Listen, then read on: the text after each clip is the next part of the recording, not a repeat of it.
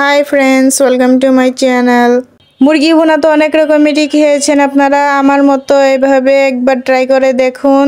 যেই খাবে আপনার প্রশংসা করতেই থাকবে, এত সুস্বাদু ও মজাদার রেসিপি এটা। মুরগির সাথে যা যা মশলা প্রয়োজন সব মশলা আমি একসাথে মাখিয়ে নিচ্ছি। সব মশলাগুলো মাখিয়ে 1 ঘন্টার জন্য রেস্টে রেখে দেব। চিকেনটা রেস্টে রাখার পর এখন আমি চিকেনটা রান্না করে নেব। প্রথমে পেঁয়াজ, মরিচ, গরম মশলা দিয়ে ভালোভাবে একটু ভেজে নিচ্ছি। তারপর দিয়ে দিয়েছি কাঁচামরিচ দিয়ে আরও কিছুক্ষণ ভেজে নেব। কিছুক্ষণ ভাজার পর এখন আমি এর মধ্যে দিয়ে দেব ম্যারিনেট করে রাখা চিকেনটি দিয়ে এখন আমি কিছুক্ষণ কষিয়ে নিচ্ছি।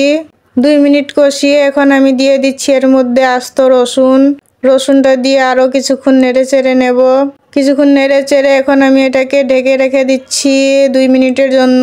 2 মিনিট পর আবারও একটু নেড়ে চেড়ে দিচ্ছি। মাটির হাঁড়িতে কিছুক্ষণ পর পর নেড়ে দিতে হয়। এখন আমি এর মধ্যে দিয়ে দিচ্ছি একটা টমেটো দিয়ে এটাকে আমি ভালোভাবে কষিয়ে নেব। মাংসটাকে ভালোভাবে আমি কষিয়ে নিয়েছি। মাংসটা কষানো হয়ে গেলে এর মধ্যে দিয়ে দেব অল্প কিছুটা পানি।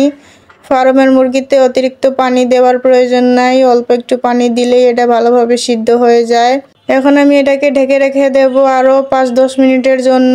ফিরে আসলাম 5-10 মিনিট পর। হয়ে গেছে আমার খুবই সুস্বাদু ও মজাদার চিকেন ভুনা রেসিপি রেডি।